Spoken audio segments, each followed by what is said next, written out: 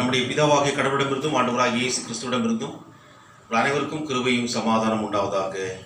ஆமென். கர்த்தர் மகிமை விளங்குதல் பண்டிகை பின்வரும் 2ஆம் ஞாயிறாகிய இந்த நாளிலே கர்த்தருடைய வார்த்தையை தியானிக்க தெரிந்து கொள்ளப்பட்ட வேத பகுதி அது சாமுவேலின் புஸ்தகம் 1 சாமுவேல் 3ஆம் அதிகாரம் வசனங்கள் 1 முதல் 10, அதனைத் தொடர்ந்து 11 முதல் 20 வரை இருக்கின்ற பகுதியிலிருந்து நாம் தியானம் செய்வோம். ஆண்டவரை நோக்கி நாம் வேண்டுதல் செய்வோம். என் கண்மலையும் என் மீட்பரும் ஆகிய கர்த்தாவே, என்னுடைய வாயின் வார்த்தைகளும் என்னுடைய இருதயத்தின் தியானமும் உம்முடைய சமூகத்தில் எப்பொழுதும் பிரீதியாயிருந்து கர்த்தாவே, நாங்கள் உமக்கேற்ற சாட்சிகளாக இந்த உலகத்தில் வாழ அது எங்களை வழிநடத்த கிருபை செய்துள்ளோம். மீட்பர் இயேசுவின் மூலம் ஜெபிக்கிறோம் பிதாவே, ஆமென். கிறிஸ்துக்குள் பிரியமானவர்களே, இந்த பிரசங்க பகுதிக்கு ஒரு தலைப்பை நாம் கொடுக்க வேண்டும் என்றால், the life of wickedness and versus faithfulness. ஊழிய பாதையிலே துன்மார்க்கமும் விசுவாசமும் அதனுடைய முடிவும் அதனுடைய பலன்களும்.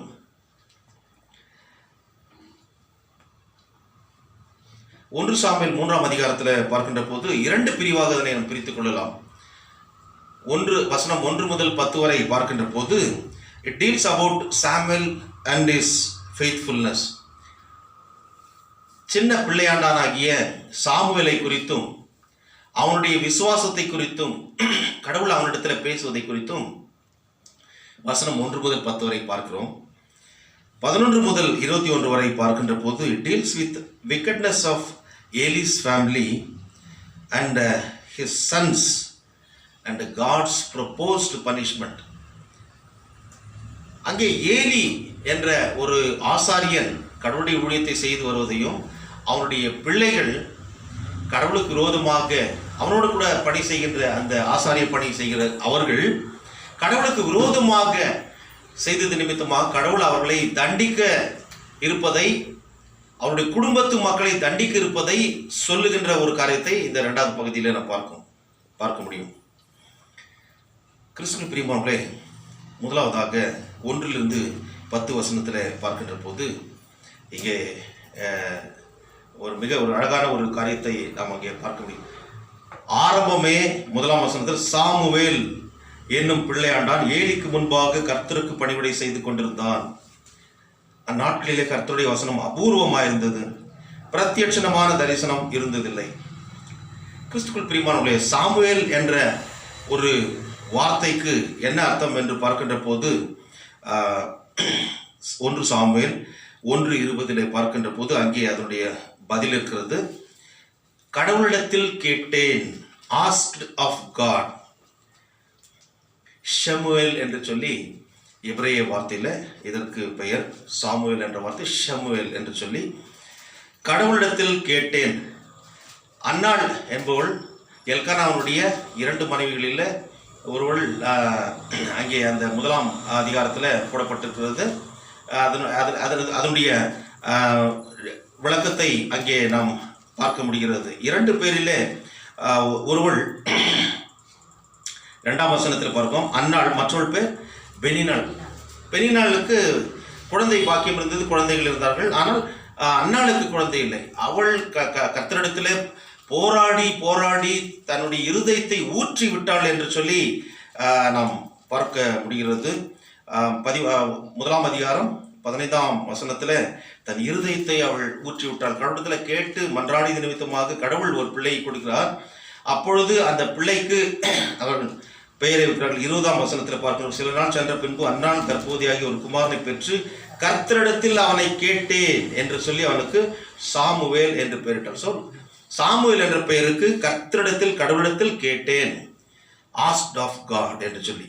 இன்னும் பகுதியில் பார்க்கின்ற போது இந்த இவருடைய விண்ணப்பத்தை கடவுள் கேட்டு கொடுத்தார் என்று இருக்கிறது. Heart of God. கடவுளும் அதனை கேட்டார்.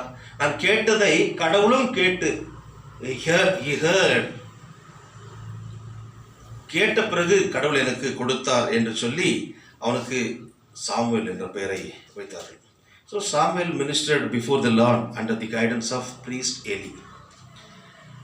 அங்கே அந்த 2ஆம் பகுதியில் பார்க்கின்றப்போ 1ஆம் வசனத்திலே 2ஆம் பகுதியில் அந்நாட்களில் கர்த்தருடைய வசனம் அபூர்வமாயிருந்தது, பிரத்யட்சணமான தரிசனம் இருந்ததில்லை. இந்த சாமுவேல் புஸ்தகத்துக்கு முன்பதாக பார்க்கின்ற போது வேறு தீர்க்கதரிசிகள் யாரும் வந்ததாக இல்லை, ராஜாக்களும் வந்ததாக இல்லை. நியாயாதிபதிகளை கடவுள் முதலாக வைக்கிறார். அவர்கள் எல்லாரும் ஒவ்வொரு கோத்திரத்தையும் அவர்கள் நியாயத்திற்கார்கள், அவர்களுக்கு என்று நீதி நியாயங்கள் வகுக்கப்பட்டு அதனை அவர்கள் கண்டிப்பாக பின்பற்ற வேண்டும் என்று சொல்லி ஒரு போதனைகள் கொடுக்கப்பட்டிருக்கிறது. அதன் பிறகு இந்த காரியங்கள் வருகிறது. அவர்களுடைய துன்மார்க்கத்தை அவர்கள் மத்தியிலே ஊழியர் செய்தவர்கள் அவர்கள் மிக ஊழலில் திளைத்த ஊழியர்களாக இருந்தார்கள் என்று சொல்லி அதனுடைய பேக்ரவுண்ட், அதனுடைய பின்னணி, அதனுடைய வரலாறு சொல்லுகிறது. இது நிமித்தமாக ஊழியர்கள் சரியாக இல்லாத சூழ்நிலையில கர்த்தருடைய மக்களை கடவுளுடைய வார்த்தையிலே சரியாக வழிநடத்த முடியாத ஒரு சூழ்நிலை இருந்த போது கர்த்தருக்கு கீழ்ப்படியாத மக்களாக இஸ்ரவேல் மக்கள், அவரால் தெரிந்து கொள்ளப்பட்ட மக்கள் எழும்பினார்கள். அவர்கள் நியாயப்பிரமாணத்திற்கு விரோதமாக அவர்கள் தங்களுடைய செயல்களை அவர்கள் செய்து கொண்டு வந்ததினால் இப்பேற்பட்ட ஒரு காரியங்கள் பெருகினதால் அந்நாட்களில் கர்த்தருடைய வசனம் அபூர்வமாக இருந்தது. சொல்றதுக்கு யாரும் இல்லை. எல்லாரும் அவர்கள் மனம் போன போக்கிலே அவர்கள் ஓடிக்கொண்டிருந்தார்கள். ஊழியக்காரர்கள் அவர்கள் ஊழலிலே திளைத்திருந்தார்கள் என்று சொல்லி கடவுள் தன்னுடைய தீர்க்கதரிசிகளை அனுப்பாமல் கடவுளுடைய அடையாளங்களும் அற்புதங்களும் அங்கு எங்கும் நடைபெறாதபடிக்கு ஒரு தடுக்கப்பட்டிருந்தது, இல்லை என்றால் காணப்படவில்லை என்று சொல்லி அங்கே நாம் பார்க்கிறோம். ஜீவனுள்ள தேவனை விட்டு மனம் போன போக்கிலே மக்கள் தங்கள் வாழ்க்கையை அவர்கள் நடத்தி கொண்டிருந்த காலம். ஆகவே இந்த ஒரு சூழ்நிலையில கடவுள் இந்த மக்களை மாற்ற வேண்டும் என்பது அவருடைய திட்டம். இந்த இப்பேற்பட்ட ஒரு சூழ்நிலையை மாற்ற வேண்டும் என்றால் அவர்தான் வர வேண்டும், ஏனென்றால் அவரால் தான் முடியும். மனம் போன போக்கில தன்னுடைய அதாவது கண் போகின்ற சொல்லுகின்ற இடத்துல கால் போகின்ற ஒரு நிலைமையில மக்கள் வாழ்ந்து கொண்டிருக்கின்ற போது அவர்களை திருத்த வேண்டும் என்றால் கடவுளே முன் வர வேண்டும், வேறு யாராலுமே திருத்த முடியாது.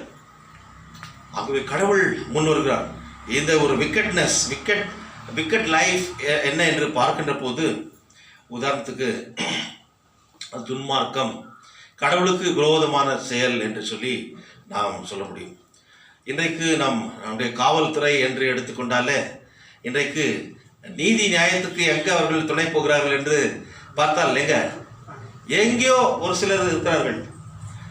அநேக மோசமான காரியங்கள் இந்த உலகத்தில் நடைபெற்று கொண்டிருக்கிறது. அதற்கு காவல்துறையும் மறைமுகமாக துணை போகிறார்கள், உடந்தையாக இருக்கிறார்கள். கரெக்டாக சொன்னார் அண்ணன், உடந்தையாக இருக்கிறார்கள். அது நிமித்தமாக மக்களுக்கு பாதுகாவலாக இருக்க வேண்டியவர்களே இன்றைக்கு, அதாவது சட்டத்தை இயக்குகிறவர்கள் ஆட்சியாளர்கள் கூட அப்படி இருக்கின்ற காரணத்தினால அதாவது மக்களுக்கு ஒரு பாதுகாப்பு என்பது இல்லாத ஒரு நிலைமை இருக்கிறது. காவல்துறை ஸ்ட்ரைக் பண்ண என்ன ஆகும் சொல்லுங்க? காவல்துறை ஸ்ட்ரைக் பண்ண என்ன ஆகும்? எல்லாரும் ஸ்ட்ரைக் பண்ணுறாங்களே, எல்லாம் ட்ரேட் யூனியன்களை ஸ்ட்ரைக் பண்ணுறாங்க. ஸ்ட்ரைக் பண்ணுறது அது அவங்களுடைய உரிமை, தன்னுடைய கோரிக்கையை வலியுறுத்தி ஸ்ட்ரைக் பண்ணுவது. இன்றைக்கு கூட ஃபார்மர்ஸ் எல்லாம் அவருடைய கோரிக்கையை அவர்கள் வலியுறுத்தி 1,40,00,000 பேர் அவர் டெல்லியில் கூடியிருக்கார்கள். கடைசியில் அவருடைய கோரிக்கைகளை கேட்டு சுப்ரீம் கோர்ட் சீஃப் ஜஸ்டிஸ் அவர்களெல்லாம் சேர்ந்து அந்த பெஞ்ச் அதற்கு ஒரு தடையை விதித்து, அந்த சட்டத்திற்கு தடை விதித்து 8 வாரத்திற்கு இதனை தள்ளி வைத்திருக்கிறார்கள். ஆனால் தங்களுடைய கோரிக்கை நிறைவேறும் வரை நாங்கள் எங்களுடைய போராட்டத்தை விடுவதாக இல்லை என்று சொல்லியிருக்கார்கள். ஸோ நம்மை பாதுகாக்கிறவர்கள் போலீஸ் இல்லைங்களா? உள்ளூர் பாதுகாப்பு போலீஸ் தேவை. நம்முடைய பார்டர் ஏரியா எல்லைப்புறங்களில் நம்மை பாதுகாக்கிறவர்கள் யார்? இராணுவம், மிலிட்ரி. ஸோ இவர்கள் பாதுகாக்கிறவர்கள் மிக முக்கியமானவர்கள். இன்றைக்கு போலீஸ் இல்லை என்றால் குற்றம் அதிகமாக பெருகும். சரி, நான் ஒன்று சொல்கிறேன், இந்த குற்றங்கள் அதாவது துன்மார்க்கம் பெருகாத படிக்க இவர்கள் அதாவது தேவை. காவல்துறை ஸ்ட்ரைக் பண்ண என்ன ஆகும்? கொஞ்சம் சொல்லுங்களேன், என்னதான்? கொலை கொள்ளையெல்லாம் பெருகும். ஆனால் ஒருத்தர் சொல்றாரு காவல்துறை ஸ்ட்ரைக் ஆனா மாமூல் வாழ்க்கை பாதிக்கும் அப்படின்றது. புரிச்சுல? அப்ப புரிஞ்சுக்கிறது மாமூல் வாழ்க்கையில அப்ப எந்த அளவுக்கு அவர்கள் அதிலே ஊறி போயிருக்கார்கள். நம்ம சொல்லுவோம் மாமூல் வாழ்க்கை பாதிக்கும் என்று சொல்லி.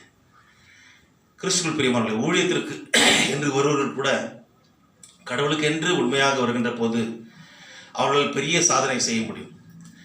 ஆனால் நம்முடைய தேசத்தில் கூட நாம் தான் நிர்ணயிக்கிறோம். ஜனாதிபதியும் பிரதம மந்திரியும் மற்ற எல்லா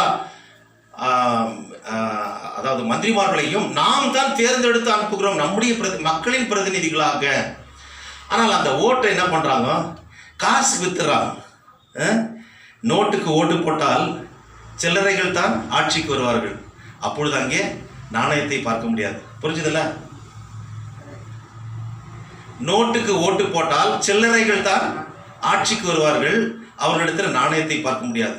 ஆனால் அவர்கள் நாணயத்தை சம்பாதித்துக் கொண்டு போய்வார்கள். அது வேற நாணயம். கிறிஸ்துவுக்குள் பிரியமானவர்களே, ஊழியத்தில் கூட எப்பொழுது இழிவான ஆதாயத்தை இச்சிக்க வேண்டும் என்று சொல்லி ஊழியக்காரர்கள் எழுப்புகிறார்களோ அங்கேதான் அதிகமான அந்த ஃபில்தி பாலிடிக்ஸ் உருவாகிறது. ஊழியக்காரர்களோடு சேர்ந்து அதாவது கடவுளுடைய ஊழியத்தில் ஈடுபடுகின்ற பொறுப்பாளர்கள் கூட அநேக திருச்சபைகளில் அவர்கள் ஒரு நல்ல முன்மாதிரி ஏற்படுத்துகின்ற போது அங்கே ஒரு பெரிய வளர்ச்சி இல்லை என்றால் அங்கே அது தேய்ந்து போகின்ற ஒரு நிலைமையை தான் பார்க்க முடியும். So God was about to change this particular situation. So he spoke his precious word to a young boy who would listen and obey. ஆகவே இந்த நிலைமையை மாற்ற ஒரு சிறு பையனிடத்தில் கடவுள் பேசுகிறார். அதுதான் இங்கே நாம் பார்க்கிறோம். அங்கே கிறிஸ்துவுக்குள் பிரியமானவர்களே, இந்த ஒரு சிறுவன் யார் என்று பார்க்கின்ற போது சாமுவேல் என்று பார்க்கிறோம். ஒரு நாள் ஏலி தன்னுடைய ஸ்தானத்தில் படுத்துக் கொண்டிருந்தான். அவன் பார்க்கக்கூடாதபடிக்கு அவனுடைய கண்கள் இருளடைந்திருந்தது. தேவனுடைய பெட்டி இருக்கிற கர்த்தருடைய ஆலயத்தில் தேவனுடைய விளக்கு அணைந்து போகும் மட்டும் சாமுவேலும் படுத்துக் கொண்டிருந்தான். அப்பொழுது கர்த்தர் சாமுவேலை கூப்பிட்டார். அதற்கு அவன் இதோ இருக்கிறேன் என்று சொல்லி ஏலியிடத்தில் ஓடி இதோ இருக்கிறேன், என்னை கூப்பிட்டிரே என்றான். அதற்கு அவன் நான் கூப்பிடவில்லை, திரும்ப போய் படுத்துக்கொள் என்று சொல்ல அவன் போய் படுத்துக்கொண்டான். ஸோ முதல் முறையாக கடவுள் அவனை கூப்பிடுகிறார். எப்பொழுது? அதாவது அந்த காலத்தில் இந்த தேவ தரிசன கூடாரங்களில் இரவு நேரத்தில் விளக்குகள் எரிப்பார்கள். அந்த விளக்குகள் எப்பேற்பட்டது என்று பார்க்கின்ற போது யாத்திராகம் 27:20-21 வரைக்கும் பார்க்கின்ற போது சாயங்காலம் அது எரிய ஆரம்பிச்சுன்னா விடிய காலம் வரைக்கும் அது எரியணும். So lamp of God 7 branched golden candlestick. அதாவது நம்ம இந்த எருசலேம்லேருந்து வர்றவங்க அது வாங்கிட்டு வரவங்கள 7 கேண்டில் இருக்கும். அதுதான் அன்றைக்கு அந்த தேவ தரிசன கூடாரத்தில் வைக்கப்பட்டிருந்து திரைச்சலை மூடியிருக்கும். அதன் பிறகு அந்த தூபத்தை ஏற்றுவார்கள். தூபத்தை ஏற்றி அதாவது அந்த இன்சென்ஸ் அந்த வாசனை திரவியம் கடவுளுக்கு என்று அதனை போடுவார்கள். அங்கே கடவுளை தொழுது கொள்வார்கள். அந்த இடத்துல அதாவது கடவுள் இவனை அழைக்கிற நேரம் என்ன என்று பார்க்கின்ற போது விளக்கு அணைந்து போகும் மட்டும் அவன் படுத்து கொண்டிருந்தான் என்று இருக்கு. அப்போ விடைய காலத்திலே பேசுகிறார் கடவுள் என்று புரிகிறது. அவனுக்கு ஒரு 13 வயது, இவருக்கு ஒரு 80 வயது என்று சொல்லப்படுகிறது. கிறிஸ்துவுக்குள் பிரியமானவர்களே, இவனிடத்தில் கடவுள் பேசின போது அதை கேட்கிறான். He listened to what God has said and he obeyed. உடனே ஓடி போய் என்னை கூப்பிட்டுறா என்று. கடவுள் பேசுறது அவனுக்கு தெரியல. ஆனால் சத்தத்தை கேட்டு ஏலி தாத்தா தான் கூப்பிடாருன்னு சொல்லிட்டு ஓடி போறான். 13 வயது பையன் போய் என்னை கூப்பிட்டுறா என்று கேட்கின்ற போது இல்லை, நான் கூப்பிடவில்லை, போய் படுத்துக்கொள் என்று சொல்கிறார். கிறிஸ்துவுக்குள் பிரியமானவர்களே, நீதிமொழிகள் 1:8 பார்க்கின்ற போது என் மகனே உன் தகப்பன் புத்தியை கேள், உன் தாயின் போதகத்தை தள்ளாதே. My son, listen to your father's instruction and do not forsake your mother's teaching. இங்கே அந்த பெரியவர் சொன்ன அந்த வார்த்தையை கேட்டு கடவுள் சொல்கின்ற அந்த வார்த்தையை அவன் கேட்டான். He listened to what God has said. அடுத்ததாக அது கீழ்ப்படிந்தான். கீழ்ப்படிந்ததுனால தான் ஓடி போய் அவன் கேட்கிறான், என்னை அழைத்தீர்களா என்று சொல்லி. அப்போ அங்கே அவனிடத்தில் நாம் பார்க்கின்ற ஒரு காரியம் an attentive ear. காது உள்ளவன் கேட்க கடவன் என்று கடவுள் சொல்றார். எல்லாருக்கும் காது கடவுள் கொடுத்துருக்காரு. அதாவது நம்முடைய கவனம் சிதறுகின்ற காரியம் எங்கே என்று பார்க்கின்ற போது காதெல்லாம் நல்லா நம்ம கேட்கும். இங்கே உட்காந்துவோம், நம்முடைய கவனம் வேற எங்கே இருக்கின்ற போது காதில் கேட்டுக்கொண்டு தான் இருக்கும். ஆனால் அது சரியாக உள்ளே போய் கிரியை செய்யாது. ஆகவே தான் கவனிக்கின்ற போது உண்மையாக கவனியுங்கள் என்று சொல்லி கடவுள் அதனை உணர்த்தும் மூலமாக காது உள்ளவன் கேட்க கடவன் என்று சொல்வார். கிறிஸ்துக்குள் பிரியமானவர்களே, அந்த இடத்துல நியாயப்பிரமாண பெட்டியும் வைக்கப்பட்டிருந்தது. நியாயப்பிரமாண பெட்டி என்று பாருங்கள், the ark of God was kept in the tabernacle. அது என்ன சொல்லுகிறது என்றால், கர்த்தருடைய நியாயப்பிரமாணம் அங்கே இருக்கிறது. ஆனால் அந்த நியாயப்பிரமாணத்தை கை கொள்ளாத படிக்கு மக்கள் தாறுமாறாக தங்களுடைய வாழ்க்கையை ஓட்டி கொண்டிருந்தார்கள். கிறிஸ்துவுக்குள் பிரியமானவர்களே, 4ஆம் வசனத்தில் கர்த்தர் சாமுவேலை கூப்பிடுகிறதையும் அங்கே ஏலி சொல்லுகிறதையும் பார்க்கிறோம். எவ்வளவு முறை சாமுவேலை கடவுள் கூப்பிட்டார்? அதுதான் அல்டிமேட்டு நம்ம நினச்சிருக்கிறோம். 3 முறை, அதுக்கு மேலே ஒரு தரம், 2 தரம், 3 தரம். ஸோ ஏன் விடுற மாதிரி any other concern, any other views? 3 முறை தான் கூப்பிட்டாரா? 4 முறை கூப்பிட்டார் என்று இருக்கிறது. அதாவது 4ஆம் வசனத்தில் பாருங்கள், அப்பொழுது கர்த்தர் சாமுவேலை கூப்பிட்டார், அதற்கு இவன் பதிலை சொன்னான். ஏலியினுடைய ரெஸ்பான்ஸையும் பார்க்கிறோம். 6ஆம் வசனத்தை பாருங்கள், மறுபடியும் கர்த்தர் சாமுவேலே என்று கூப்பிட்டார், அவன் சொல்லுகின்ற அந்த ரெஸ்பான்ஸையும் பார்க்கிறோம். ஏலியினுடைய ரிப்ளையும் பார்க்கிறோம். மறுபடியும் 8ஆம் வசனத்தில் கர்த்தர் மறுபடியும் 3ஆம் விசையாக. ஸோ அங்கே நம்ம வந்துட்டோம், நம்ம 3 முறை கூப்பிட்டாருன்ற மாதிரி. அதன் பிறகும் அவர் கூப்பிடுகிறதை பார்க்கிறோம். ஆனால் 3வது முறை ஏலி கடவுள் தான் கூப்பிடுகிறார் என்று அவன் அறிந்து அப்போ ஒரு காரியத்தை சொல்றார். மகனே சாமுவேலே, ஒரு காரியத்தை நீ செய்ப்பா, மறுபடியும் இது போல ஒரு சத்தம் வந்தால் கர்த்தாவே சொல்லும், அடியேன் கேட்கிறேன், speak Lord for your servant is listening என்று சொல்லி அவனை சொல்லி அனுப்புகிறார். அவன் போய் அவன் படுத்துக் கொள்கிறான். மறுபடியும் 10ஆம் வசனத்தில் பாருங்க, ரொம்ப அழகான ஒரு வார்த்தை அங்கே வருகிறது. அப்பொழுது கர்த்தர் வந்து நின்று முன் போல. அப்படின்னா அப்போ ஒவ்வொரு முறையும் வந்து அவர் நின்று இருக்கிறார் இல்லைங்களா? நின்று தன்னுடைய, அதாவது தன்னை வெளிப்படுத்துகிற கடவுள், மகிமை விளங்குதல்னா அதுதான் காட்ஸ் மேனிஃபெஸ்டேஷன் இன் தி ஃப்ளஷ். அவர் தன்னை சரீரத்தில் காட்டுகிறார். அப்பொழுது பழைய ஏற்பாட்டு காலத்தில் சரீரத்தை காட்டியதாக நாம் பார்க்க முடியாது. ஆந்த்ரோபோமார்பிசம் என்று சொல்லி பார்க்கின்ற போது அவர் ஆவியானவராக ஒரு மனுஷனை போல அவருக்கு முன்பாக அவர் வெளிப்பட்டு தன்னை அவர் காட்டுகிறார். ஆந்த்ரோபாலஜி இல்லைங்களா?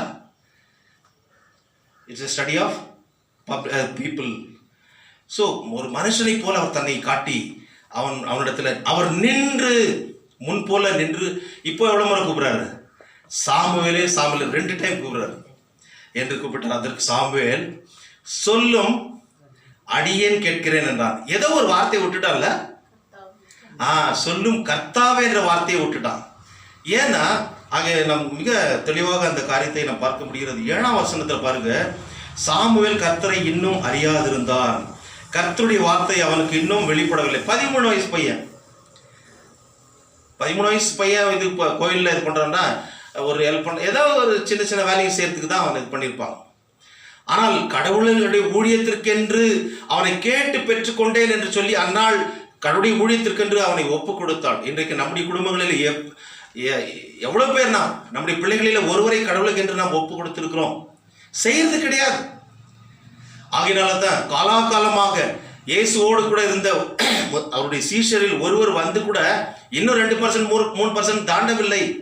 இன்னும் நாம் கடவுளை ஏற்றுக்கொண்டவர்கள் இன்னும் பக்த கோடிகளாகத்தான் இருக்கிறோமே தவிர சீஷர்களாக மாற விரும்பவில்லை. நம்முடைய பிள்ளைகளை கர்த்தருடைய ஊழியத்திற்கு கொடுக்க விரும்பவில்லை. கிறிஸ்துவுக்குள் பிரியமானவர்களே, சாமுவேல் கர்த்தரை இன்னும் அறியாதிருந்தான். He was not aware of God and God's word. கர்த்தருடைய வார்த்தை அவனுக்கு இன்னும் வெளிப்படவில்லை. ஆகவே தான் அவர் பேசின சத்தம் அது ஒருவேளை கர்த்தரா இல்லை வேறு யாராவது என்ற ஒரு சந்தேகம் அவனுக்கு இருந்திருக்கும். ஆனால் கூட ஏலி சொன்னதை அவன் கேட்டு கீழ்ப்படிந்து, அதனை கேட்டு கீழ்ப்படிந்து, he listened as well as he obeyed to the word. அங்கே அவன் சொல்லுகிற காரியம், சொல்லும் அடியேன் கேட்கிறேன் என்றான். So one of the marks of a faithful servant is an attentive ear and an immediate response. கேட்பது மாத்திரமல்ல, உடனடியாக பதில் கொடுக்கிற ஒரு காரியம் தான் ஒரு நல்ல ஊழியனுக்கு அழகு. ஐயா, நான் இது போல உடம்பு சரியில்லாத இருக்கிறேன், வர முடியுமாண்ணா? நான் இது கொஞ்சம் பிஸியாக இருக்கிறேன், எப்போ வருவீங்கண்ணா? இல்லை, இந்த நாள் ஃபுல்லாக நான் பிஸியாக இருக்கிறேன்னா அது சரியில்லை. அந்த தேவை உள்ள நேரத்தில் ஓடி போய் அந்த காரியத்தை பார்ப்பது தான் ஊழியக்காரனுக்கு அழகு. ஸோ அந்த வார்த்தையை கேட்டு உடனடியாக செயலில் ஈடுபடுவதுதான் ஒரு ஊழியக்காரனுக்கு அழகு என்பதை இங்கே சின்ன சாமுவேல் மூலமாக நாம் தெரிந்து கொள்ள முடிகிறது. அடுத்ததாக இரண்டாவதாக பார்க்கும்போது an obedient will, 10ஆம் வசனத்து 14ஆம் வசனம் வரைக்குமா பார்க்கின்ற போது சாமுவேல் ஏலி சொன்னதை கேட்டு அவன் கீழ்ப்படிதான். 3 முறை சொல்றார். 3 முறையும் அவன் போய் கேட்கிறான். கடவுள் கூடும்போது ஏலி கிட்ட போயிட்டு என்னை கூப்பிட்டுறா. கீழ்ப்படிந்தது நிமித்தமாக அவன் போனான். ஐயோ, இந்த பெருசுக்கு வேற வேலை இல்லை, எப்போ பாரு தூங்க கூட விட மாட்டாங்க. காலை நேரத்தில் நல்ல தூக்கம் வரும் இல்லையா? காலை நேரத்தில் நல்லா தூக்கம் வரும். சர்ச்சுக்கு போன எழுடா அப்படின்னா 4-5 முறை சொல்ல வேண்டியதாக இருக்கும். எழுமா அப்படின்னு சொல்லலாம். எல்லா குடும்பத்திலும் நடக்கிறது தான். ஏன்னா விடிய காலத்தில் இங்கே அவன் அப்படி சொல்லவில்லை. விடிய காலத்தில் கடவுளுடைய வார்த்தையை கேட்ட மாத்திரத்தில் அவன் போய் கீழ்ப்படிந்தான். மறுபடியும் 4ஆம் முறை கடவுள் பேசுகிற அனுபவத்தை பார்க்கிறான். ஸோ கிறிஸ்துக்குள் பிரியமானவர்களே, this experience was not a dream or a vision but a manifestation of the presence of the Lord. அவர் தன்னை வெளிப்படுத்துகிறார். அதனை தான் கர்த்தர் மகிமை விளங்குது பண்டிகை என்று சொல்கிறோம். புறஜாதிகளுக்கு வெளிப்படுத்தின கடவுள் தன்னுடைய தெரிந்து கொள்ளப்பட்ட இஸ்ரவேல் மக்களுக்கும் அவர் மகிமையாக தன்னை வெளிப்படுத்தினார். அதுதான் எபிஃபனி.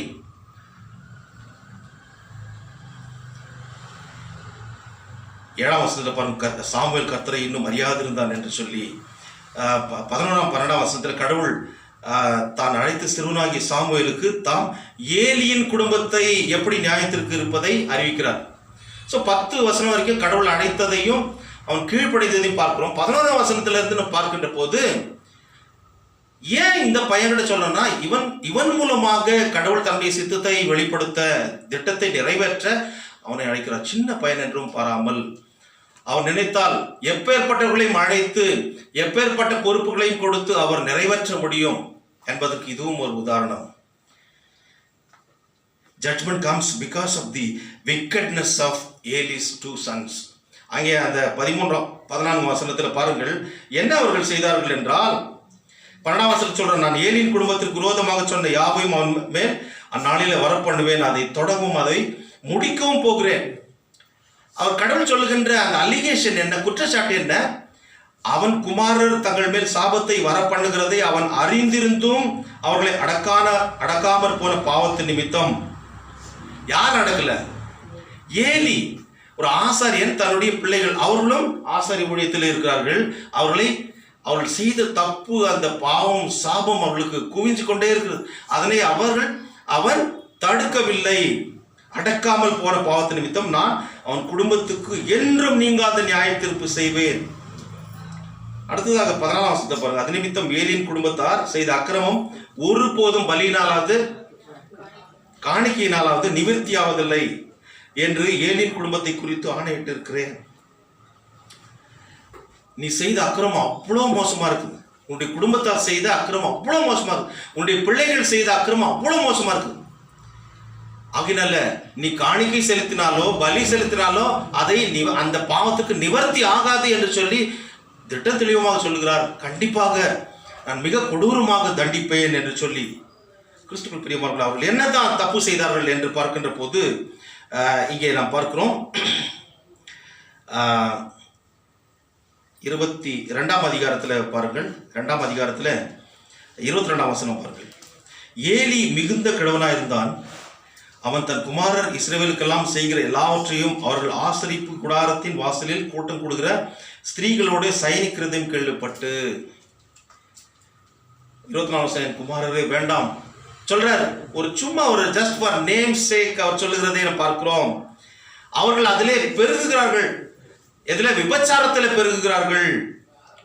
அங்கே கடவுளுடைய அந்த தேவ தரிசன கூடாரத்திற்கு என்று வருகின்ற மக்கள் அந்த பெண்களோட கூட அவர்கள் விபச்சாரம் செய்தார்கள் என்று சொல்லப்பட்டிருக்கிறது.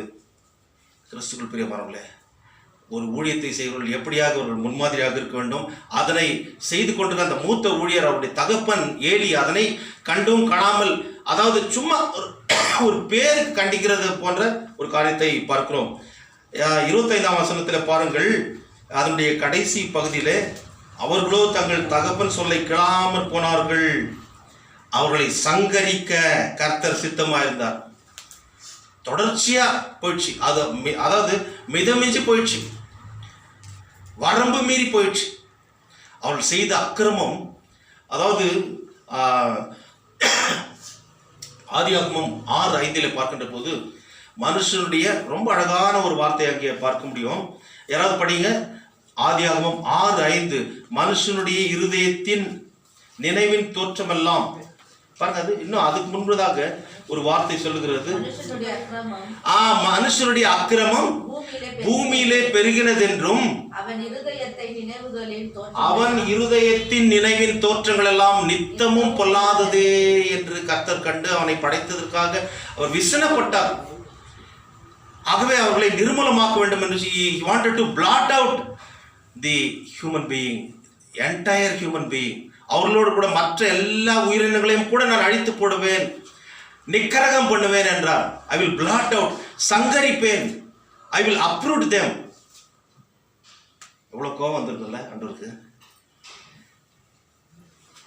கிறிஸ்துவுக்கு பிரியமானவர்களே, அவன் தன் பிள்ளைகளுக்கு ஏலி தன்னுடைய பிள்ளைகளுக்கு ஒழுக்கத்தை கற்றுக் கொடுக்கவில்லை. ஆகவே கடவுள் பயம் அவர்களுக்கு இல்லாதிருந்த காரணத்தினாலே அவர்கள் துணிகரமான பாவத்தை அவர்கள் செய்தார்கள், விபச்சாரத்தை செய்தார்கள் என்று சொல்லி இங்கே 1 சாமுவேல் 2:22 பார்க்கணும். கிறிஸ்துக்குள் பிரியமானவர்களே, இவர்கள் கடவுளுடைய ஊழியத்திற்கென்று ஆசாரிய பணிக்கென்று தெரிந்து கொள்ளப்பட்டவர்கள் தன்னுடைய தகப்பனாரோடு கூட சேர்ந்து அவர்கள் இன்னும் என்னென்ன காரியங்கள் செய்தார்கள் என்று பார்க்கின்ற போது இந்த 1 சாமுவேல் 2ஆம் அதிகாரத்தில் பாருங்க, 12 16 வசனம் இருக்கும். அவர்கள் 12 வசனத்தை பாருங்க. அவர் ஏலியின் குமாரர் பேலியாளின் மக்களாக இருந்தார்கள். அவர்கள் கர்த்தரை அறியவில்லை. ஒரு ஊழியர் செய்கிறவன் ஒன்றுமே தெரியாதவனா இருக்கிறான். ஆசாரிய பணி செய்கிறவன் அவருடைய தகப்பனாரோட கூட சேர்ந்து செய்கிறோம்னா ஒன்று கடவுளை அறியாது இருக்கிறார்கள்னா சும்மா ஜஸ்ட் ஃபார் நேம் சேக் கூட மாட செய்து போ அப்படின்னு. கடவுளுக்கு பயந்தவர்கள் செய்யவில்லை. பேலியாளின் மக்களாக இருந்தார்கள் என்றால் லாலெஸ்னஸ் என்ற அர்த்தம். பேலியாள் என்று பெலியாள் சொல்லுகின்ற போது புதிய ஏற்பாட்டில் அது டெமன், பிசாசுக்கு அதனை சொல்லுகிறார்கள். பிசாசுக்கு அதனை ஈக்குவேட் பண்ணி சொல்லுகின்ற ஒரு காரியம் பேரியாளின் மக்கள்னா. ஸோ பிசாசுடைய பிள்ளைகளாக, கடவுளுடைய பிள்ளைகளாக, கடவுளுடைய ஊழியக்காரர்களாக அவர்கள் இல்லை, பிசாசுக்கு பிள்ளைகளாக அவர்கள் இருந்தார். கடவுளுடைய வார்த்தையை அவர்கள் அறியாதிருந்தார்கள். அதன் பிறகு அவர்கள் செய்த அந்த காரியத்தை குறித்து அங்கே மிக ஒரு தெளிவாக சொல்லுகிறார்கள். அதாவது இந்த சாக்ரிஃபைஸ் பண்ணுறதுக்காக, பலி கொடுக்கறதுக்காக மக்கள் கொண்டு வருகின்ற அதில் ஒரு பகுதி ஆசாரியனுக்கு சொந்தமானது, அதனை எடுத்துக்கொள்ள வேண்டும். அந்த பலி கொடுத்த பிறகு அதை வேக வைக்கின்ற போது இவர்கள் ஒரு குரட்டு போல எடுத்துட்டு வந்து அதில் எடுப்பாங்க. அது எது வருதோ அதுதான் போடப்பட்டது பட்சிங்க வீட்டில் போயிட்டு அதில் எது வருதோ அது மட்டும் தான் அவங்களுக்கு. ஆனால் அவர்கள் அதை பலி கொடுத்து அதனை வேக வைப்பதற்கு முன்பாக பச்சையாகவே எனக்கு கொடுத்துரு அப்படின்னு சொல்லிட்டு போய் பலவந்தம் பண்ணுவாங்களாம். இவங்க ஒரு ஊழியக்காரா? அதான் நான் சொன்னேன், நோட்டுக்கு ஓட்டு போடுறவங்க கடைசியில் யார் வரும்? சில்லறைங்க வருவாங்க, ஆட்சிக்கு வருவாங்க. அவங்ககிட்ட நாணயத்தை பார்க்க முடியாது. இன்றைக்கு இப்பேற்பட்ட காரியங்கள் அநேக ஊழியக்காரர்கள் மத்தியில் கூட இருக்கிறது. கிறிஸ்துவுக்குள் பிரியமானவர்களே, அங்கே அவர்கள் செய்த காரியம் பலவந்தமாய் பாருங்க. கடைசி 16ஆம் வசனம் பாருங்க. அவன் அப்படியல்ல, இப்பொழுதே கொடு, இல்லாவிட்டால் பலவந்தமாய் எடுத்துக்கொள்வேன் என்பான். ஸோ இதெல்லாம் பார்த்தார் கடவுள் இவ்வளோ அக்கிரமாக இந்த காரியங்கள் செய்திருக்காங்க. எனக்கு ஊழியம் செய்யாமல் பேய் பிள்ளைகளாக இருக்கிறாங்களே, இவங்க மனம் போன போக்கில் போகிறாங்களே, விபச்சாரம் செய்கிறாங்களே, இவங்க அப்பா இவன் எனக்கு ஊழியக்காரனாக இருந்து இவன் அதை திருத்தாம இருக்கிறானே, ஆகையினால இவன் முழு குடும்பத்தையும் நான் சங்கரிப்பேன் என்று சொல்லி அவர் சொல்லுகின்ற காரியத்தை இந்த 2வது பகுதியிலே பார்க்க முடிகிறது. கிறிஸ்துவுக்குள் பிரியமானவர்களே, அவர்கள் அந்த 2 பேருடைய அந்த 2 மகனுடைய பெயர் என்னென்று சொல்லி 1 சாமுவேல் 2ஆம் அதிகாரம் 34ஆம் வசனத்துக்கு பாருங்க. ஓப்னி பினகாஸ் என்னும் உன் 2 குமாரரின் மேல் வருவதே உனக்கு அடையாளமாக இருக்கும். அவர்கள் இருவரும் ஒரே நாளில் சாவார்கள். அவர்கள் இருவரும் ஒரே நாளில் சாவார்கள். இது இவ்வளோ மோசமா இந்த நிலைமை போறதுக்கு காரணம் யார்? இவர்கள் பிள்ளைகளா, இவருடைய தகப்பனா? தகப்பன். 5இல் வளையாதது 50இல் வளைய முடியாது. சின்ன பிள்ளையா இருக்கும் போதே அதனை கண்டித்து வளர்க்கின்ற போது, கண்காணித்து வளர்க்கின்ற போது, அவர்கள் பெரியவர்கள் ஆகின்ற போதும் அவர்கள் அதனை காத்துக்கொள்வார்கள். பிள்ளையானவனை அவன் நடக்க வேண்டிய வழியிலே நடத்து, முதிர் வயதிலும் அவன் அதை விடாதிருப்பான் என்று சொல்லி நீதிமொழிகள் புத்தகத்தில் நாம் பார்க்கிறோம். கிறிஸ்துக்குள் பிரியமானவர்களே, பிள்ளையானவன் அவன் நடக்க வேண்டிய வழியிலே நடத்து, அவன் முதிர் வயதிலும் அதனை விடாதிருப்பான் என்று சொல்லி 1 சாமுவேல் 3:13 பாருங்க. ஏலி இதனை அறிந்திருந்தும் அவர்களை அடக்காமல் போனது நிமித்தமாக கடவுளுக்கு ரொம்ப கோபம் ஏற்பட்டது. கோபம் கொப்பளிக்கிறது என்று சொல்லும்போது, நான் விடவே மாட்டேன்டா, நான் சொல்றேன், நான் விட போறதில்ல உன் குடும்பத்தை. அது மாத்திரம் நான் சொல்றாரு, உன்னுடைய 2 குமாரர்களும் ஒரே நாளில் சாவார்கள். அது இம்மீடியட்டா நடந்தது. கிறிஸ்துக்குள் பிரியமானவர்களே, 4ஆம் அதிகாரத்தில் பாருங்க. 4ஆம் அதிகாரத்தில் 10-11 பார்க்கின்ற போது, அப்பொழுது பெலிஸ்தர் யுத்தம் பண்ணினார்கள், இஸ்ரவேலர் முறிந்து அவரவர் தங்கள் குடாரங்களுக்கு ஓடிப்போனார்கள், மகா பெரிய சங்காரம் உண்டாயிற்று. இஸ்ரவேலில் 30,000 காலாட்கள் விழுந்தார்கள். காலாட்படை என்று சொல்கின்ற போது ஆர்மி இல்லைங்களா. அடுத்து பாருங்க, தேவனுடைய பெட்டி பிடிக்கப்பட்டது. ஏலின் 2 குமாரராகி ஓப்னி பினகாசும் மாண்டார்கள். ஜட்ஜ்மெண்ட் இம்மீடியட்டா வந்துச்சு. சொல்லிட்டார், ஒரே நாளில் சாவார்கள். ஒரு குடும்பத்தில் ஒரு மரணத்தை பார்ப்பது எவ்வளவு வேதனை. ஒரே நாளில் 2 பேர் மரணம், கடவுளுடைய சாபம். அது மாத்திரமல்ல, இன்னும் அவர்கள் என்னென்ன சாபத்தை அவர்கள் பெற்றுக்கொண்டார்கள் என்று பார்க்கின்ற போது அங்கே பாருங்கள். கிறிஸ்துக்குள் பிரியமானவர்களே,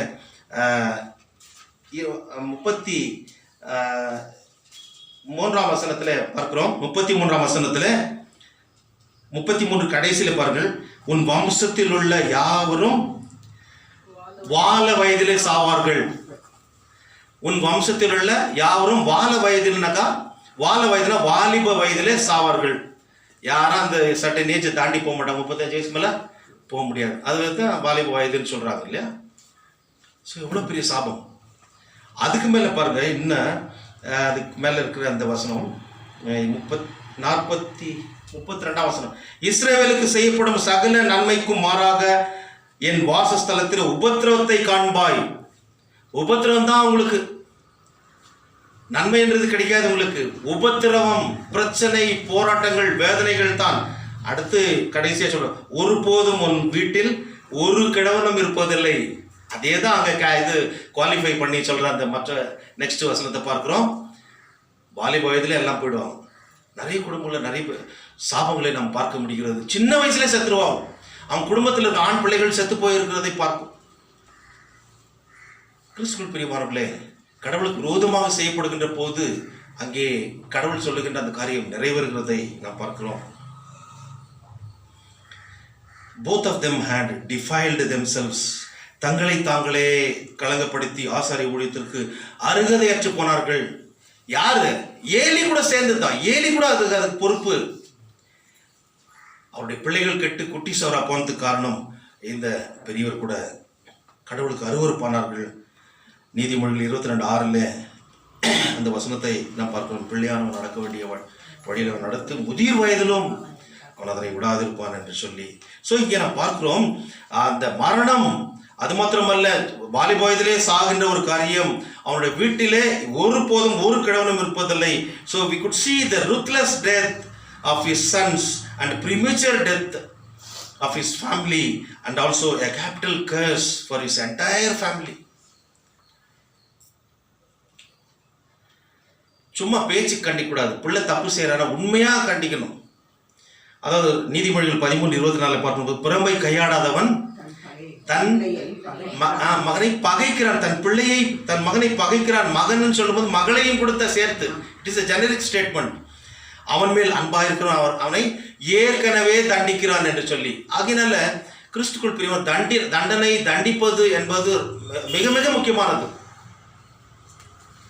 ஏனென்றால் நீதிமொழிகள் 22:15 பார்க்கிறோம், பிள்ளை நெஞ்சிலே மதீனம் ஒட்டி இருக்கும், தண்டனையின் பிரம்பு அவனை விட்டு விலக்கும் என்று சொல்லி பார்க்கிறோம். ஆகவே 1 சாமுவேல் 2:26 நாம் பார்த்த வண்ணமாக கிறிஸ்துக்குள் பிரியமானவர்களே, இப்படி அவர்களை வளர்க்கின்ற போது அவர்கள் கீழ்ப்படிதலோடு அவர்கள் வாழ்வார்கள். இந்த சாமுவேல் என்ன பண்ணார் என்று பார்க்கின்ற போது 1 சாமுவேல் 2:26 பாருங்க. 1 சாமுவேல் 2:26, சாமுவேல் என்னும் பிள்ளையாண்டானோ பெரியவனாக வளர்ந்து கர்த்தருக்கும் மனுஷருக்கும் பிரியமாக நடந்து கொண்டார். கர்த்தருக்கும், அடுத்து மனுஷருக்கும் பிரியமாக.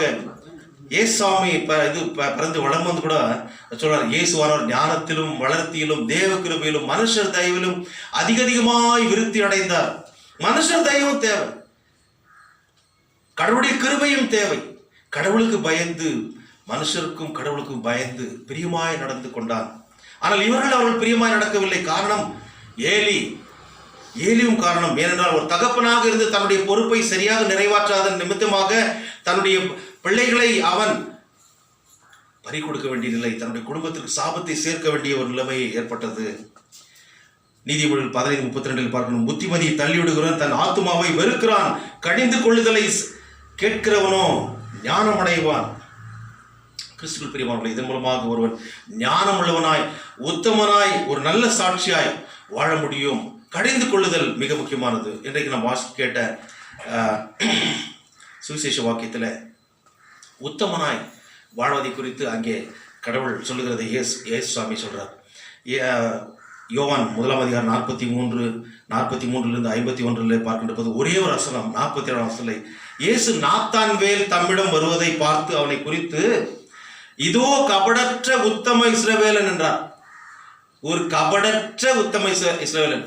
ஒரு உத்தமன் என்ற பெயரை நாம் பெற வேண்டும் என்றால் தன்னுடைய பெற்றோர் தன்னுடைய பிள்ளைகளுக்கு அதனை கற்றுக் கொடுக்க வேண்டும். கடவுளுக்கு பயந்து, பெரியவர்களுக்கு பயப்படுகின்ற, சமுதாயத்தில் நல்ல பெயர் எடுக்கின்ற ஒரு வாழ்க்கையை கற்றுக் கொடுக்கின்ற போது, அவர்கள் வளர்கின்ற போது உத்தமனாய் வாழ முடியும். ஒரு நல்லவன் என்ற ஒரு பெயரை கடவுளத்திலிருந்து பெற முடியும். சன்மார்க்கன் என்ற பெயரை பெற முடியும். யோபு புஸ்தகத்தில் கூட 1 அதிகாரத்தில் 1 வசனத்தில் பாருங்க, யோபு ஊத் தேசத்தில் இருந்த ஒரு மனுஷன், அவன் பேர் யோபு. அவன் உத்தமனும் சன்மார்க்கனும் கர்த்தருக்கு பயந்து இல்லையா பொல்லாப்புக்கு பயப்படுகிற மனுஷனுமா இருந்தான்னு சொல்லி அவரிடத்துல அந்த அப்ரிசியேஷன் நாம் பெற வேண்டும். அப்பேற்பட்ட ஒரு வாழ்க்கையை வாழ வேண்டும். ஆரம்பத்திலிருந்தே வர வேண்டும். 5 விளையாதது 50 விளையுமா? இன்றைக்கு வாசிக்கிட்ட சங்கீதம் 139 1 பார்க்கின்ற போது 1 10 வரை நாம் படித்தோம். அதில் 1 வசனம், கர்த்தாவே நீர் என்னை ஆராய்ந்து அறிந்திருக்கிறீர். எல்லாமே உமக்கு தெரியும் சுவாமி, எல்லாம் உமக்கு தெரியும். 2 வசனம், என் உட்கார்தலையும் நீர் அறிந்திருக்கிறீர், நான் எழுந்திருப்பதையும் நீர் அறிந்திருக்கிறீர். அதுல ரொம்ப அழகான வார்த்தை அந்த 2 வசனத்துல, என் நினைவுகளை தூரத்தில் இருந்தே அறிகிறீர். You perceive my thoughts from afar. நான் எங்க போனாலும் நீர் அங்கே வருது. நான் பாதாளத்துல இது படுக்கை போட்டாலும் வருது, வானத்தில் ஏறினாலும் நீர் அங்கே இருக்கிறீர். சந்திரனுக்கு போன மனுஷன் யார்? நிலவுக்கு போன மனுஷன் முதலாக நீல் ஆம்ஸ்ட்ராங் சொல்லுகின்ற போது, தன்னுடைய அனுபவத்தை சொல்லுகின்ற போது, நான் சந்திரனில் இறங்கி நடந்ததுனால நான் பெரியவன் அல்ல, தேவனாகிய கர்த்தர் என்னோடு கூட இருந்ததுனாலே நான் அவரினாலே பெரியவன், அவரால் நான் பெரியவன், அவர் என்னோடு கூட இருக்க வேண்டும், அவர் என்னில் வாழ வேண்டும்.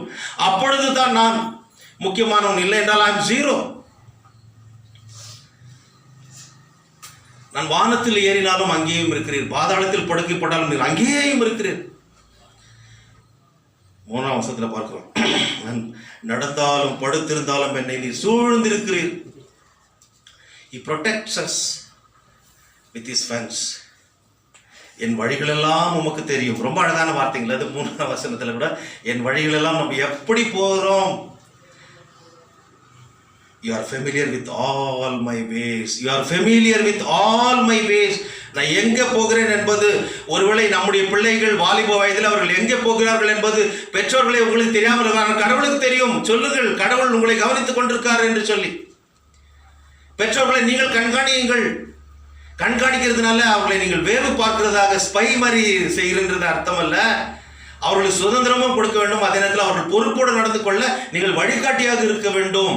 இல்லை என்றால் ஏலியுடைய பிள்ளைகளுக்கு ஏற்பட்ட நிலைமை ஏற்படும். ஏனென்றால் கர்த்தர் அவர் நீதி உள்ளவர். God is just. He must punish the sinners. That's what we see in the Old Testament text.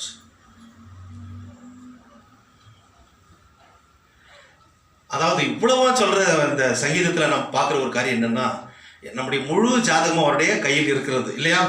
ஏசாயா 49:16 பார்க்கின்ற போது, இதோ என் உள்ளங்கையில் உன்னை வரைந்திருக்கிறேன்.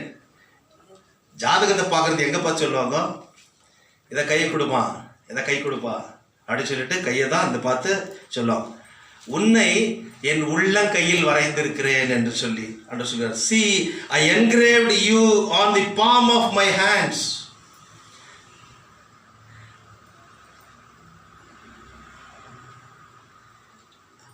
நம்முடைய உள்ளங்கையில், அவருடைய உள்ளங்கையில் நம்மளை வரைஞ்சிருக்கிறார். ஸோ அதுலேருந்து எஸ்கேப் ஆக முடியாது. அவருடைய உள்ளங்கையில் நம்மை வரைந்திருக்கிறார்.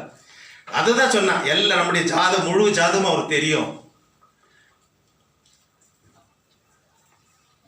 கிறிஸ்துவுக்குள் பிரியமானவர்களே, வேசித்தனம் என்பது ஒரு வெறி இல்லைங்களா, ஒரு திமிர், ஒரு மமதை. என்னடா அது இந்த மாதிரி செய்கிறாங்கன்னா கொழுப்பு எரிச்சன்னு சொல்லுவாங்க இல்லையா.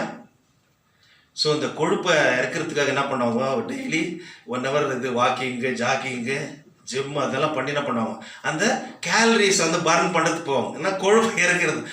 காலையில் நேரத்தில் பாருங்க ரொம்ப வேகமாக போவோம். என்னடா அது போர்க்கடத்துக்கு கிளம்பிட்டாங்களா, இல்லை ஏதாவது சண்டை ஆயிடுச்சான், எங்கே போயிருக்கணும், இல்லை வாக்கிங், பிரிஸ்க் வாக், வேகமாக போகிறது. அதுக்கு 1 மணி நேரம் செலவழிப்போம். ஆனால் தன்னுடைய பாவத்தை, தன்னுடைய பிள்ளைகளுடைய பாவத்தை போக்க ஒரு 5 நிமிஷம் நம்ம ப்ரேயரில் நிற்குவோமா? ஜூம் ப்ரேயரில் நிறைய பேர் வர்றதில்லை, அதுக்காக சொல்கிறேன். ஒவ்வொரு வாரமும் சளைக்காமல் போட்டுனே இருக்கிறாங்க. சிலர் வர முடியாத சூழ்நிலை இருக்கலாம், ஆனால் வர்றதுக்கு முயற்சி பண்ணுங்கள். நம்முடைய உடலுக்கு கொடுக்கின்ற ஒரு அதாவது முக்கியத்துவத்தை நம்முடைய பிள்ளைகளுடைய ஆவிக்குரிய வாழ்க்கையினுடைய வளர்ச்சிக்கு ஏன் நாம் கொடுப்பதில்லை? அப்படி பண்ணாத நிமித்தமாக தான் ஃபேமிலி ப்ரேயருக்கு வாடானாக்கா அவன் வரமாட்டான். ஏதாவது ஒரு ரீசன் வந்துடும், ஏதாவது ப்ரோக்ராம் வந்துடும் இல்லைங்களா. ஸோ இப்படியாக பிசாசானவன் அதனை எடுத்துக்கொள்ளுகிறான். கிறிஸ்துக்குள் பிரியமானவர்களே, இன்றைக்கு இந்த வேசித்தனம் எவ்வளவு மோசமானது என்பதை யோசேப்பு ஆதியாகமத்தில் பார்க்கின்ற போது, அவன் போத்திபாருடைய மனைவி அவனை பலவந்தம் பண்ணுகிற போது அந்த இடத்தை விட்டு அவன் ஓடி போனான். கர்த்தருக்கு விரோதமாக அந்த பொல்லாப்பை நான் எப்படி செய்வேன் என்று சொல்லி அந்த இடத்தை விட்டு ஓடி போனான். அதே போல சிம்சோன் பார்க்கிறோம், கடவுள் கொடுத்த அந்த திடகாத்திரமான அந்த வல்லமை ஒரு பெண் மூலமாக, அந்த வேசித்தனத்தின் மூலமாக, டிலைலா அவள் மூலமாக அவன் பறி கொடுத்தான். அவனுடைய முடி அதிலே தான் அதனுடைய ரகசியம் இருக்கிறது என்று அவள் கேட்டு தெரிந்து கொண்ட பிறகு வெட்டி போடுகிறாள். தன்னுடைய வல்லமை இழந்து போனான். விபச்சார ஆவி இன்றைக்கு இளைஞர்களை பிடித்து ஆட்டி கொண்டிருக்கிறது. நம்முடைய உலகம் மிக மோசமான நிலைமை சென்று கொண்டிருக்கிறது. பெற்றோர்களே மிக ஜாக்கிரதையாக நாம் இருக்க வேண்டும். இன்றைக்கு வாசி கேட்ட நிருபத்தில் பார்க்கணும், 1 கொரிந்தியர் 6:12-20 வரைக்குமாய் 13b பார்க்கும்போது, நம்முடைய சரீரமோ வேசித்தனத்திற்கல்ல கர்த்தருக்கே உரியது. நம்முடைய சரீரம் எதற்குரியது? வேசித்தனத்திற்கல்ல. ஏலினுடைய பிள்ளைகள் அதனை வேசித்தனத்திற்கு என்று ஒப்பு கொடுத்தார்கள். அவருடைய முடிவு மிக மோசமான நிலைமைக்கு சென்றது. யாக்கோபு எழுதின நிருபத்தில் பார்க்கின்ற போது 1:15 பின்பு இச்சையானது கர்ப்பம் தரித்து பாவத்தை பிறப்பிக்கும், பாவம் பூரணமாகின்ற போது மரணத்தை பிறப்பிக்கும். யாக்கோபு நிருபம் 1:15 பார்க்கிறோம். பின்பு இச்சையானது கர்ப்பம் தரித்து, படிக்குமாது,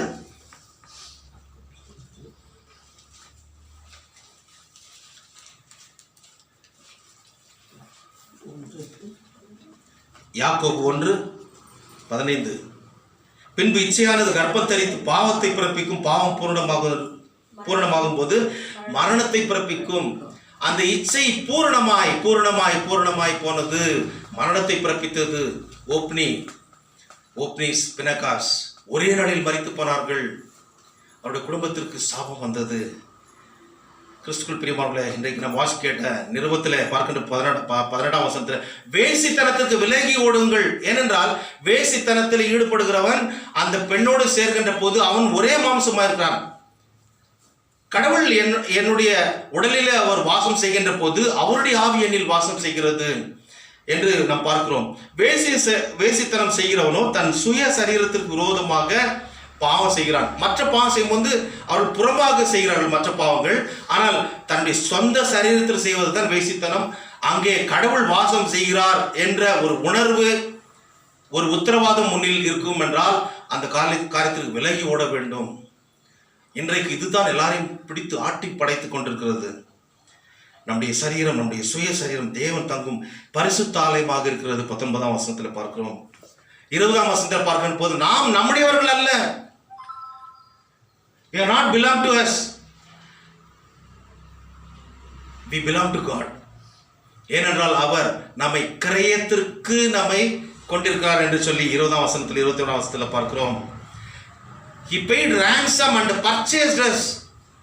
கிரயம் என்னென்று பார்க்கும்போது பணத்தினால் இல்லை, தன்னுடைய சொந்த ரத்தத்தை சிந்தி உன்னையும் என்னையும் அவர் மீட்டுக் கொண்டது நிமித்தமாக நீ உனக்கு சொந்தம் அல்ல. இன்றைக்கு நாம் அடுத்ததாக நாம் பாட இருக்கிறோம், நீ உனக்கு சொந்தம் அல்லவே மீட்கப்பட்ட பாவி, மீட்கப்பட்ட பாவி, நீ உனக்கு சொந்தம் அல்ல. நமக்கு சொந்தம் கொண்டாடி நாம் மனம் போன போக்கில போக்கின்ற ஒரு காரியத்தை கடவுள் பார்க்கிறார். ஆகவே கிறிஸ்துக்குள் பிரியமானவர்களை பெற்றோரே ஜாக்கிரதையாக இருந்து நம்முடைய பிள்ளைகளை கடவுளுடைய வழிநடத்தல நித்திய தண்டனைக்கு நம்முடைய பிள்ளைகளை நாம் தப்புவித்து நித்திய ராஜ்யத்தில் கொண்டு சேர்க்கின்ற அந்த மாபெரும் வழிகாட்டிகளாக இந்த உலகத்தில் வாழ்ந்து அவருக்கு ஏற்ற சாட்சிகளாக வாழ கர்த்தர் தாமே நம் ஒவ்வொருவரையும் பரிசுத்தாவினர் பலப்படுத்தி பாதுகாப்புக் கொள்வாராக. ஆமென். லாபத்துக்கு மேலான தெய்வீக சமாதானம் நம்முடைய இருதயங்களையும் சிந்தனைகளையும் கிறிஸ்து இயேசுக்குள்ளாக நம்மை பலப்படுத்தி காப்பாராக. ஆமென்.